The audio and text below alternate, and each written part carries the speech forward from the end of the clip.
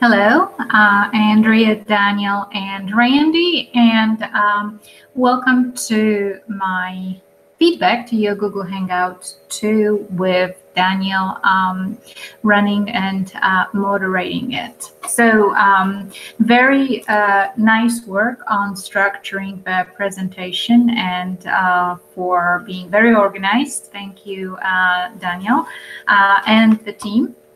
And so let me share some comments that I had watching your video.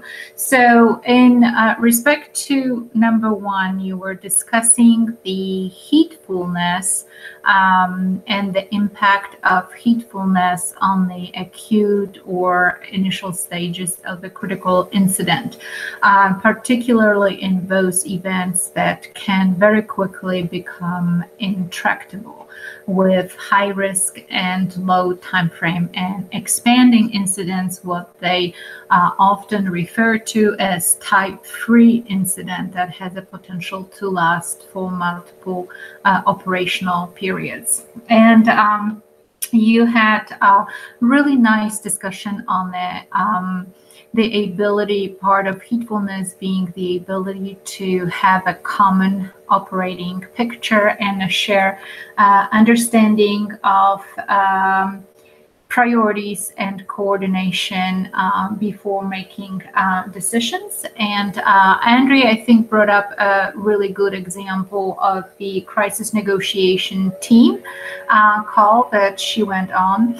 And Andrea, very nice that as a non-sworn, you're part of a team that's a great experience, I hope. And in spite of, you do have a stuff for reflection from that event. And you mentioned that you were out on a call that lasted, it was a negotiation call with a person blocking the highway in a vehicle, and loss of ability to liaise with the agency, and some decisions that were made that led to a sort of extending the response to several hours, where with proper communication and a proper coordination between the different elements involved in that response, it could have been reduced to 1 hour. So this was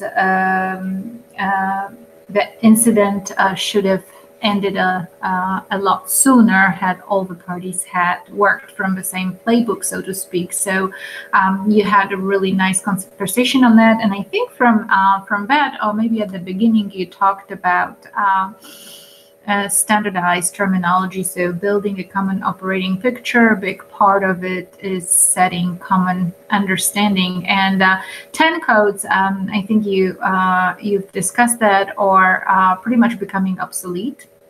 And that is with the advent of National Incident Management System and common and standardized terminology. Obviously, as you noted, the 10 codes are not uniform across the country, different states. You might think that 10-4 is, okay, or I copy that, in all the states, where in reality in Massachusetts, actually, it means something different. So not to mention that different federal agencies using 10 codes also had different 10 codes to mean different things. So certainly that's a good example on trying to level the playing field to sort of speak in the same language. And that would be part of heatfulness. That would be part of sort of looking beyond your organizational culture and beyond your immediate environment and see what's happening in the field. Obviously, the incident commander that comes from the traditional old school and has not taken training or participated in those exercises might still stick to old practices, and that's part of that reflective practice that we're trying to say the good incident commanders reflect. upon their decision making, and they are attentive, and they take into account the fact that they might not always be the smartest person in the room, but they should know who the smartest person is and who to reach out to. So quite interesting example, Andrea, that you brought up. You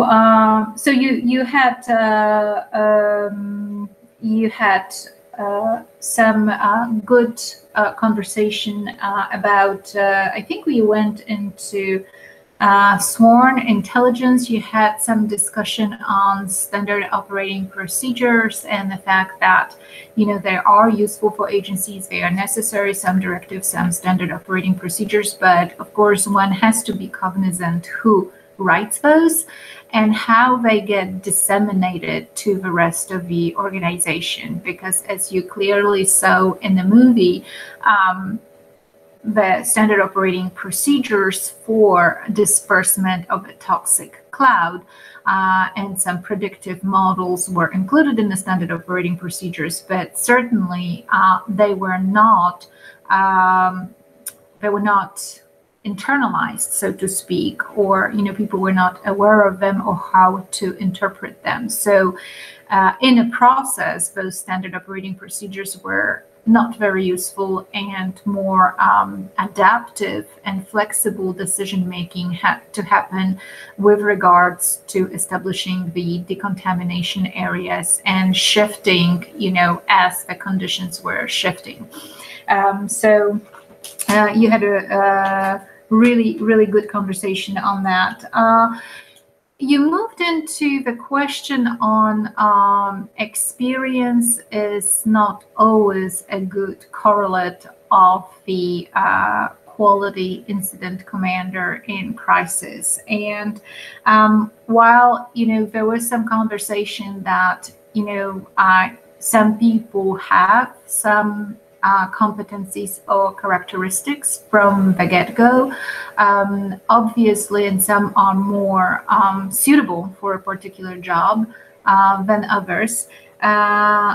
Certainly, you brought up the Parkland shooting with that, and said that in Parkland shooting, the person with experience and years of experience did not really know how to, or did not act in an adaptive way, in a flexible way to properly assess the situation. And I think that you had a lot of discussion on that. This is certainly a very current and very important case. You mentioned the fact that a lot of training in active shooter discusses the fact that you do not go in by yourself, and this is certainly the safety issue. That's looking at those, it's one of the elements of a good incident commander to properly assess risk, and I think that's where your conversation evolved to. In some situations you just have to act differently because the conditions change, and the SRO who was in that situation, maybe he had many years of experience of being an SRO, but he was actually never in that particular situation, and he froze up and developed possibly a tunnel vision or was overcome by stress. And Daniel had some good discussion here on the military and the factors such as fatigue and all other factors that come in to test us in actual situations. And the truth is that one Polish poet actually once said that we only know about ourselves what we have been verified on.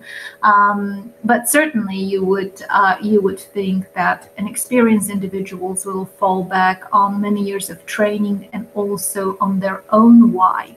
And I think here I want to take you to the concept of emotional intelligence, because we talk a lot about experience and building experience and those blocks of going through exercises, whether they are conducted with some realistic elements of true stress, of role players, of phones ringing, of flashbangs, popping out, munitions being used, and you can create a lot of that environment. But at some point, it is not necessarily the knowledge and skills that helps great incident commanders be great incident commanders. It's actually that situational awareness and ability to have a future orientation, to think about the consequences. And that's tied into your emotions. And it's tied in how your emotions affect your actions and affect the results. That has to be coupled with thinking, and certainly in law enforcement and emergency management and the entire domain of safety and security, a critical part of emotional intelligence is to know your why. What is the reason that you are performing the job that you're performing, and certainly some aspects of emotional intelligence such as motivation are very important, and they can be decisive in how you do your job. So going back to the experience versus meaningful experience, I think that's where we should have a discussion. It's about the meaningful experience, and that's only possible when one leads a reflective practice. That is, we are not content with the way we resolve the particular event, but we actually reflect back, because a lot of times people just get lucky. And they might be, there are some incident commanders or leaders that have been put in situations where they did get lucky because of what great people they had, or because somebody else pulled in their weight, or somebody else made a decision that was a better decision, or because simply the stars aligned in that event, like in Boston Marathon bombing with the hospital sector, where you had those changing shifts of nurses, and ultimately you had double the resources that you would typically have in that situation. And so the really critical part is not to have the experience necessarily of being able to handle that crisis, but looking back at that experience in a cognitive way, in a thoughtful way. And maybe then going to analytical decision making, which you discussed in the last week's discussion board, is to see in the after action reports what could have been done better, and project into the future. And that element is often missed. When things go well and the event finishes without major disasters, very often those decision makers tap themselves on the shoulder, and they like to focus on the areas that were successful, and the areas that were not that successful, perhaps not of that much concern because the event got resolved. And I think that's where we have all those lessons learned that are never disseminated, they're never put into that mitigation or recovery phase to be a nutrition, so to speak, for other decision makers to look and digest. So I hope those pieces come back together, the pieces of emotional intelligence. And if you want to read up a little bit more on emotional intelligence, it's a fascinating topic, as opposed to IQ, because that's where it boils down to, the cognitive aspects versus the aspect of being able to assess emotions. There is quite a great body of work by Daniel Goleman, who writes extensively about those different domains. And this just brings me to the closure on that topic, that sometimes the knowledge and experience in the past, it's not a necessary prerequisite to being successful in the future. It's actually combining those elements of emotional intelligence that really sits on the shoulders of situational awareness. If you look at Flynn and Arbuthnot's book, one of the chapters there, when the commanders of different agencies and organizations speak up about their critical events, there is a story about Her Majesty's ship going to the Falklands, and the Navy commander that was stewarding that ship to its mission. And if you look at the components of situational awareness there, he discussed a lot about, how in tune he had to be with his crew, with their locations on deck, with ancillary matters that could have been issues of morale or family or separation or long hours or fatigue that Daniel discussed, and being very aware of those issues in addition to that more structured thinking that he had to do about the strategy for actual campaign in the Falklands that had to do with resources and political engagement and diplomatic issues and use of force and all those. But they're really critical, and that is very important. That's a domain knowledge and that's the expertise, and you've got to be subject matter experts obviously when you lead that ship to battle. But that second component of being able to work out all the other relationships with people within the organization, because after all, the commander is nothing without the people, right, that are led by he or she. Then this is a really, really crucial aspect of being successful, looking at other points of view, taking different perspectives into account. And it's not to say that the Navy commander is there to attend to emotional issues of the staff, but being aware of those issues and of the general mood on the ship and the climate and the culture of the ship helps with that future orientation of anticipating consequences, things that could go wrong. And if you have that realization, then your mental simulation for other outcomes or solutions is greatly enhanced. So I think that you had a good discussion on that. Daniel said something about sometimes the wrong decision is better than no decision at all. And that definitely in crisis decisiveness is a key.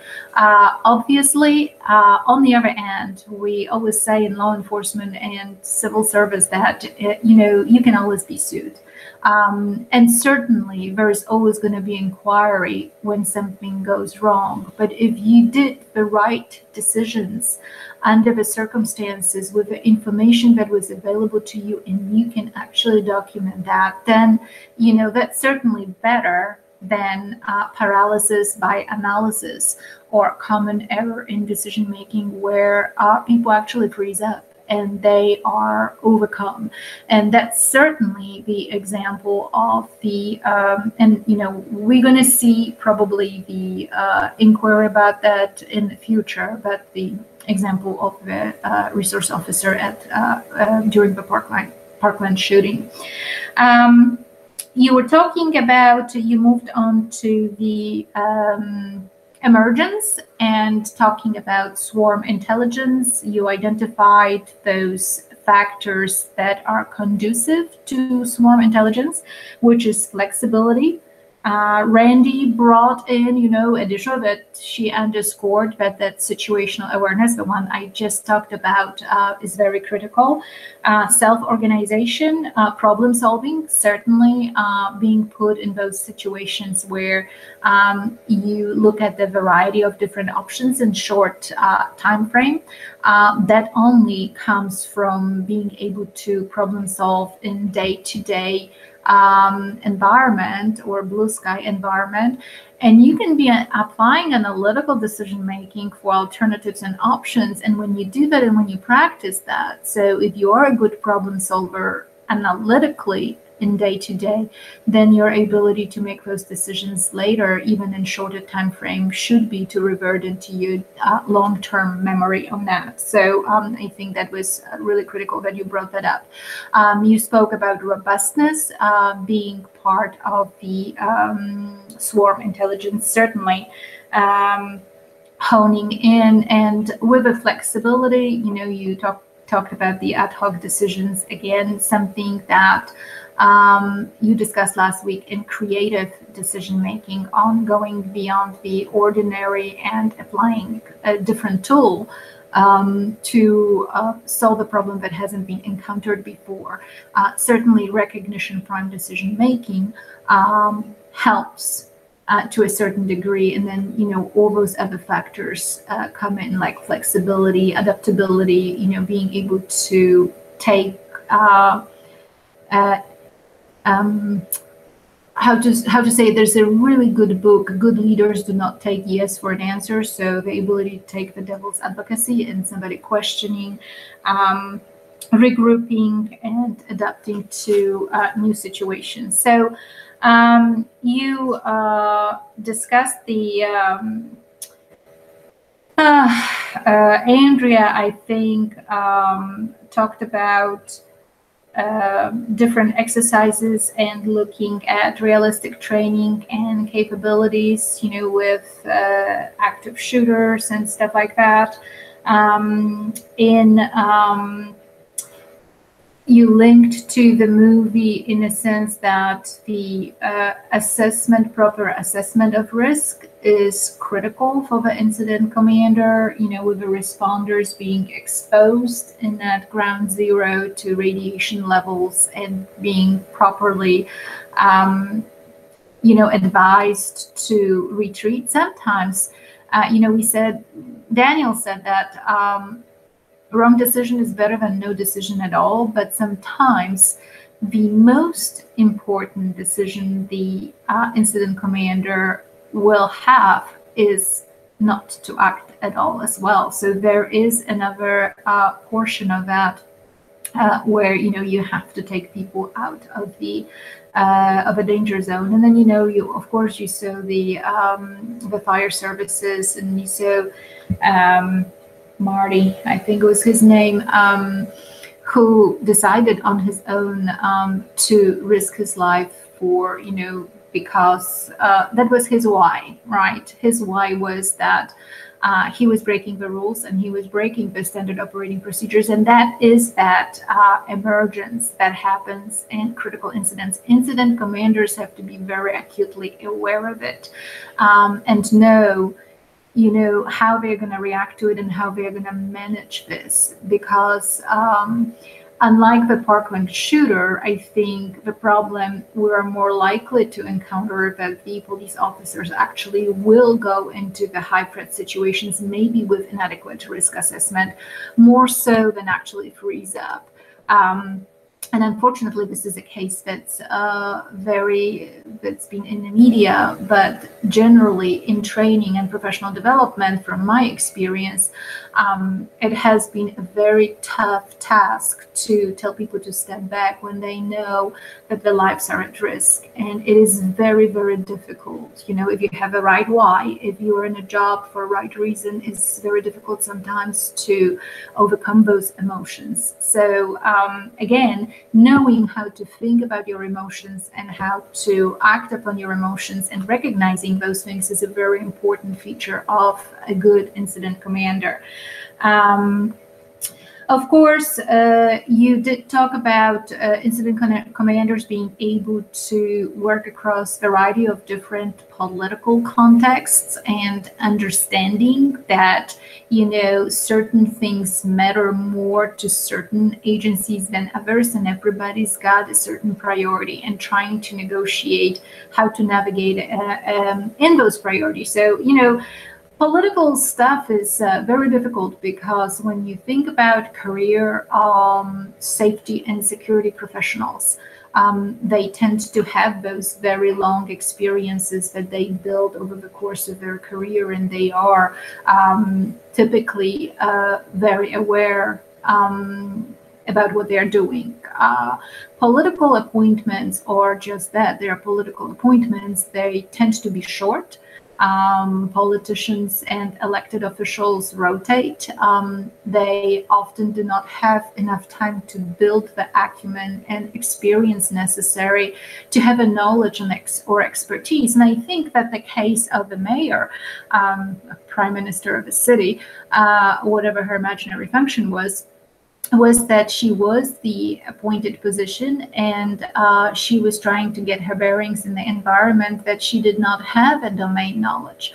And obviously she displayed denial and complacency with respect to those experienced practitioners that were trying to bring her attention to certain issues that were ignored or downplayed. And you had a really good discussion on that. What could have been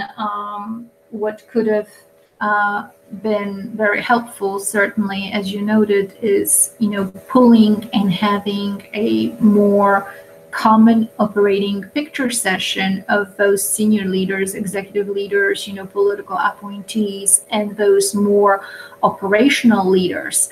And I want to bring to your attention the fact that in the UK, the system is pretty straightforward because most of services are centralized. So you do have the ability to distinguish three levels in crisis management: the bronze, the silver, and the gold.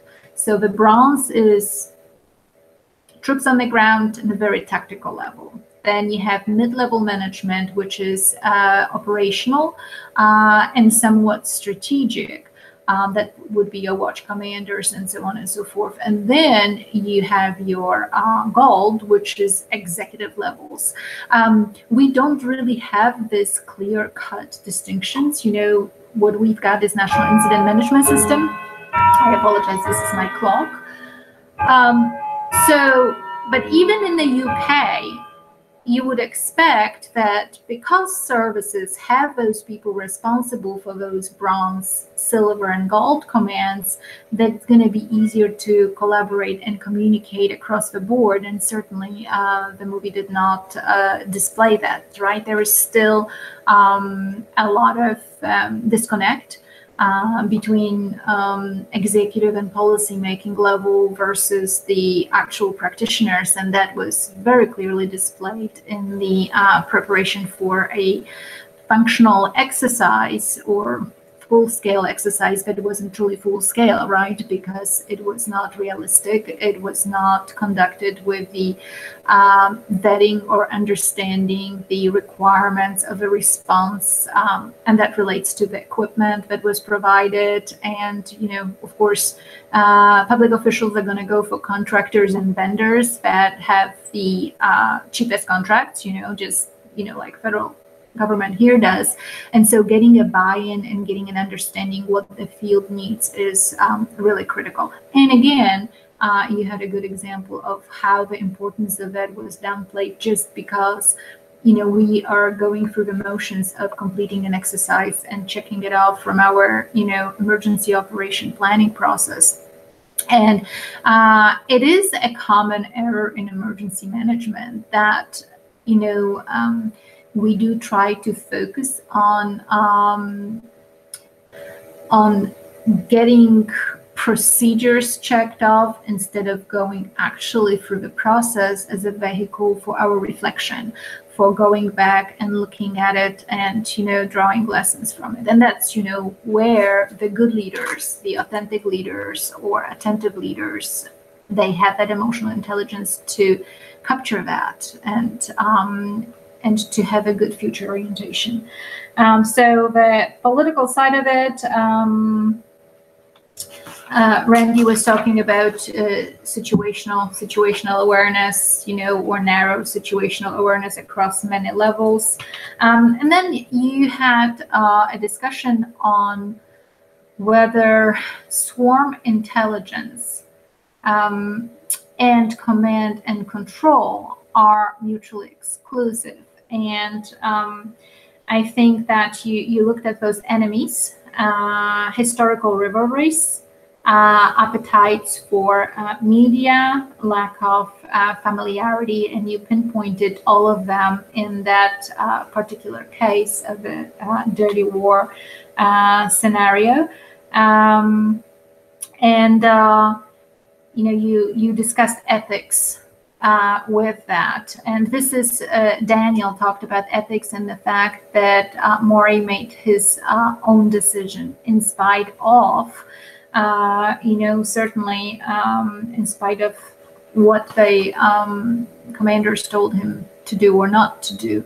And so the issue of ethics again draws back to the why you have to take into account people's emotions and how they affect their reactions. And so that goes back certainly to training, but it also goes back to acknowledging the power of self-organization and emergence, and that certainly historical rivalries do exist. And the perfect example of that is in standard operating procedures not working in Harvey. In many instances at different levels of government and response organizations, because of different rivalries, they were informal channels that were developed to overcome certain constraints. Again, I think I mentioned that. I call it unstrapping of standard protocols and command and control structure. Not that it's necessarily good, but it does happen, it does occur. So good leaders and good incident commanders take that into account in their ability to predict different outcomes of a situation and factor that in. So again, that goes back to having that more of that emotional intelligence and awareness. And emotional intelligence is understanding that you can't always say just because you have to do that in a command and control environment. And I think, I'm not sure if you got a consensus on that, but I think believe that perhaps at the early stages, the emergence or self-organization is to be expected. And then over time, as the incident evolves and the structures get more defined, resources arrive, people who are supposed to be in charge actually have a transfer command and become in charge, then you put a lot more constraints on the situation as you are trying to contain it and eventually resolve it. So are those systems mutually exclusive? Philosophically, possibly yes, and certainly with emergence and swarm intelligence and self-organizations, historical rivalries, lack of familiarity, they are not as much factored in, right? Because things just happen and people do things, as you said, ad hoc. Certainly, Randi talked about her experiences with different tabletops and drills and workshops that she attended, multi-jurisdictional, where different people were working through the issues together. And I think one of you said that very famous proverb that, incident is not the time to exchange business cards.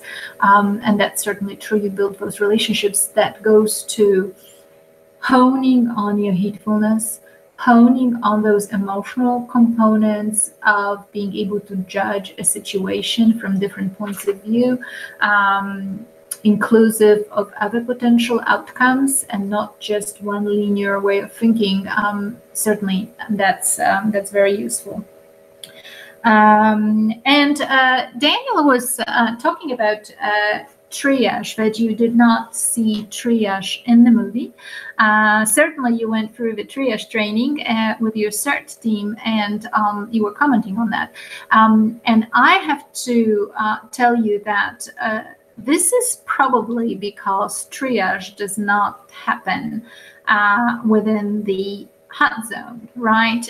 Triage happens after decontamination. So when you're thinking about nurses, ambulances taking people to hospitals receiving patients, the decontamination, particularly with radiological stuff, biological or chemical, has to occur in the hot zone, and then you move into what's called a warm zone. That's going to be outside of that entire cordon that they were trying to establish as an inner perimeter to hold those people in. Of course, a lot of ethical decisions to make there for an incident commander.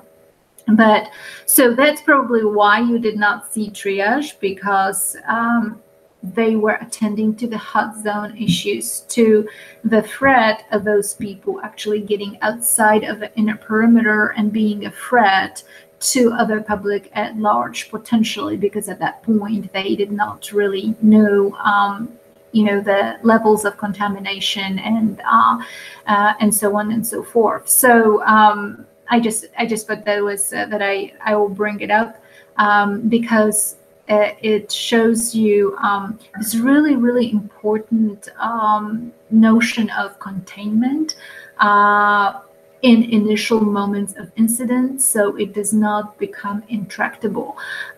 Imagine it was some kind of contagious stuff that was dispersed, and certainly then you have individuals that need to be recorded, that need to be surveilled, that need to be monitored for contacts and things like that. Certainly some countries are approach this perhaps a little bit differently. Israel is one example that I always enjoy. Dr. Morak talk about that, where their hospitals and ambulances are actually very well adapted to doing decons on the spot. So hospitals have showers in front of them for decontamination. The ambulances will take patients that are contaminated and move them to those decontamination areas.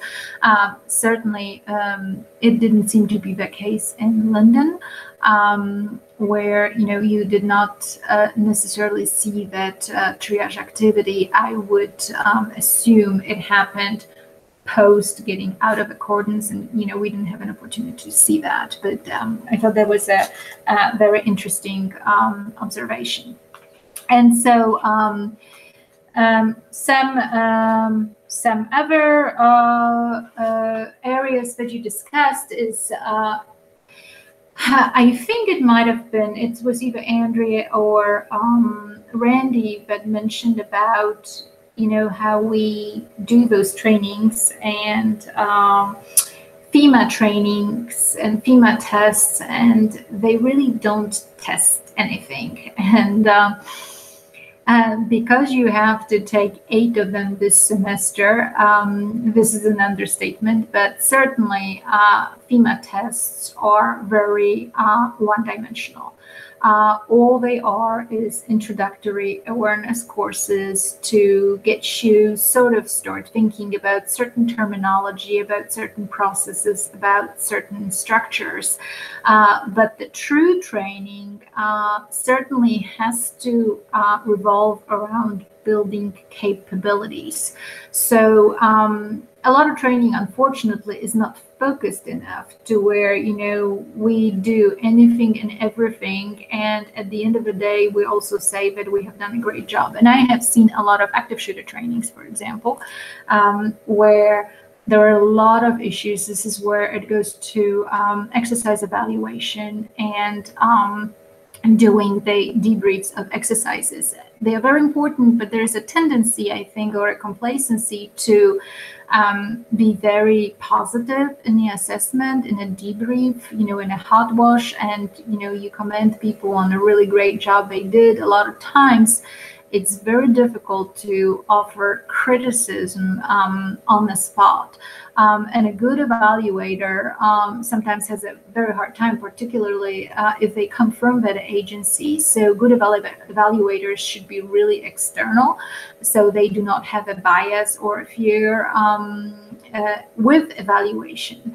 But I also think that a lot of times a lot of things get missed in the evaluation, and that's why some of the programs that videotape those entire exercises and they go and then they debrief all decision making point by point are very, very useful, and they do not happen enough, unfortunately, where it is not viewed as criticism, but you can actually see yourself how you progressed through the situation. And oftentimes when you are in that situation, you develop the tunnel vision and fatigue, and and you think that have done certain things that you actually haven't.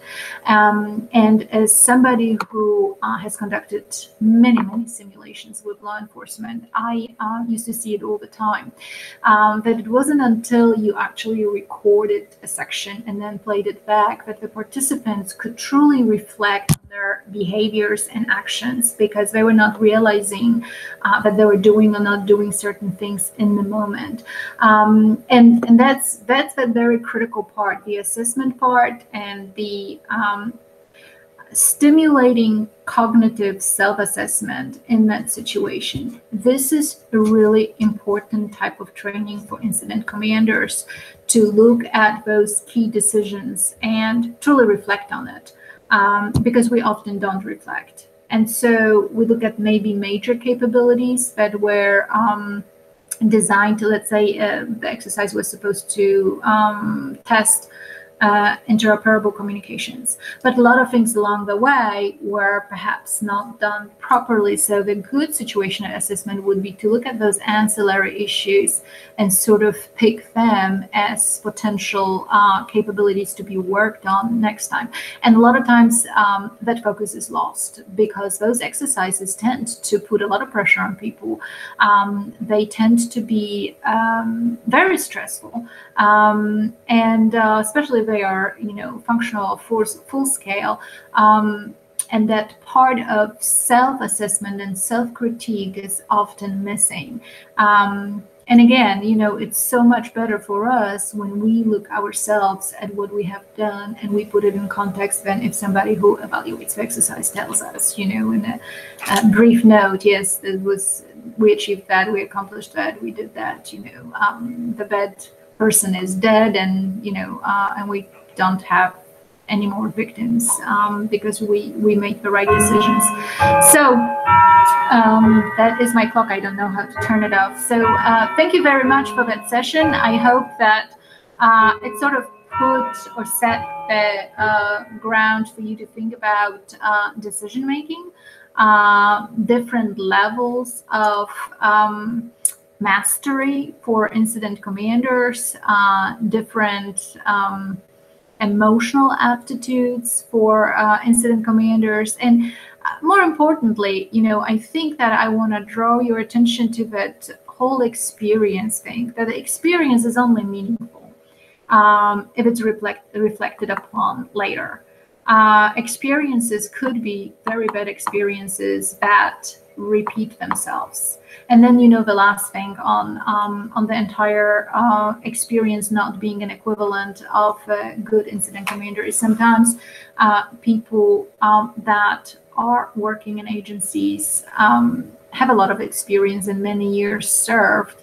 But again, it is not well thought through experience. It's not reflected upon, and they don't take ongoing professional development. They don't go beyond their agency. They focus only on their backyard.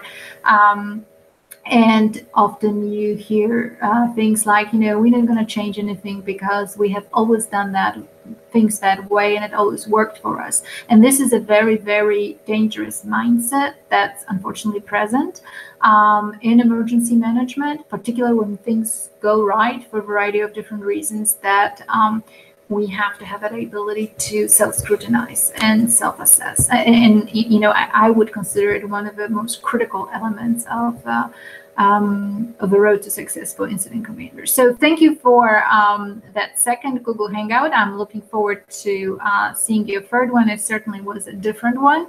And so I'm really interested in how you tackled that, and stay tuned. Thanks.